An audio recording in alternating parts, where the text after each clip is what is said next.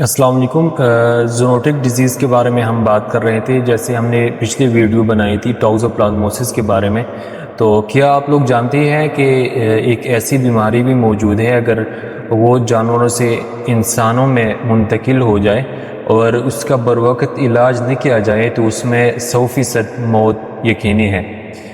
جی ہاں، ہم بات کر رہے ہیں ریبیز کے بارے میں، جو کہ ایک مہلک اور خاموش بیماری ہے، جس کی وجہ سے ہزاروں افراد ہر سال اپنی جانوں کو گنوا دیتے ہیں۔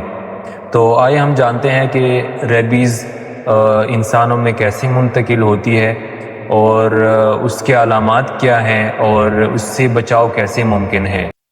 بیسیکلی ریبیز ہے کیا؟ ریبیز ایک وائرس کی وجہ سے انسانوں میں منتقل ہوتا ہے، اور جب کوئی متاثرہ جانور انسان کو کاٹتا ہے یا پھر اس کا جو سلائیوا ہوتا ہے وہ انسان کے کسی زخم کے ساتھ کانٹیکٹ میں آ جائے، یا پھر آنکھ کی جھلی کے ساتھ، یا پھر منہ یا ناک کی جھلی کے ساتھ اگر وہ کانٹیکٹ میں آ جائے، تو یہ وائرس انسان میں منتقل ہوتا ہے، اور یہ پھر آہستہ آہستہ دماغ تک پہنچتا ہے، اور اگر یہ ایک دفعہ دماغ تک پہنچ جائے تو پھر اس سے بچاؤ کے کوئی امکانات نہیں ہوتے۔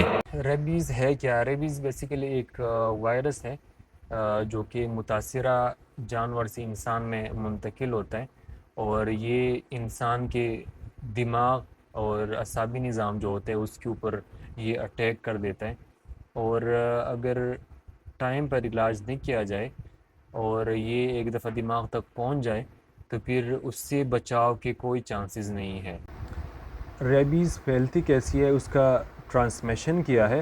تو ریبیز عام طور پر جانور کے کاٹنے سے، جن میں سب سے سر فہرست ہے کتا، اس کے بعد بلی، اور اس کے بعد چمگادڑ، یا اور بھی بہت سارے جو جنگلی جانور ہے اس کے کاٹنے سے یا پھر اس کے اسکریچ کرنے سے وہ انسانوں میں منتقل کر دیتا ہے ریبیز وائرس کو۔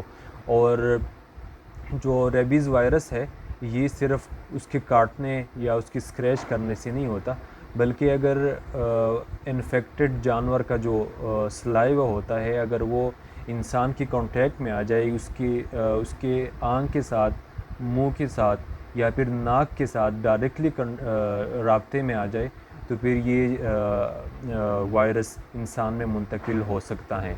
اچھا، ریبیز کے علامات کیا ہے؟ تو ریبیز کے جو علامات ہے وہ اس بات پر انحصار کرتا ہے کہ کتنا جلدی وائرس دماغ تک پہنچ گیا ہے۔ تو یہ دو ڈیفرنٹ فیزز میں اس کے جو علامات ہیں وہ ڈیوائڈ ہوتے ہیں۔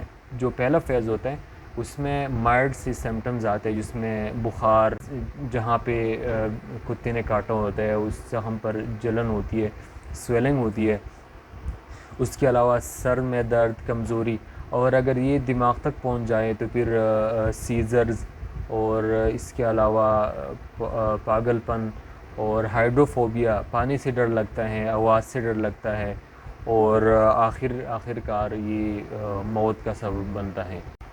اس کا روک تھام کیا ہے اور کیا احتیاط ہم کر سکتے ہیں؟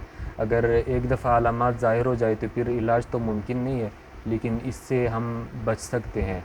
تو اس کے بچاؤ کی کیا ایسی تدابیر ہے جس کو ہم اپنا سکتے ہیں؟ تو سب سے پہلے اگر آپ نے گھر میں جانور رکھے ہیں تو اس کو ویکسینیٹڈ کر لے، اس کی ویکسین لازمی کروائے۔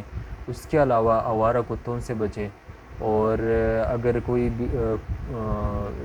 کتا یا بلی کاٹ لے یا اسکریچ کر لے تو ویکسین لگوا لے، اور امیونوگلوبن اور بچوں کو اسپیشلی جو جانور ہے اس سے بچنے کے اسپیشلی ان کو انسٹرکشنز دی جائے۔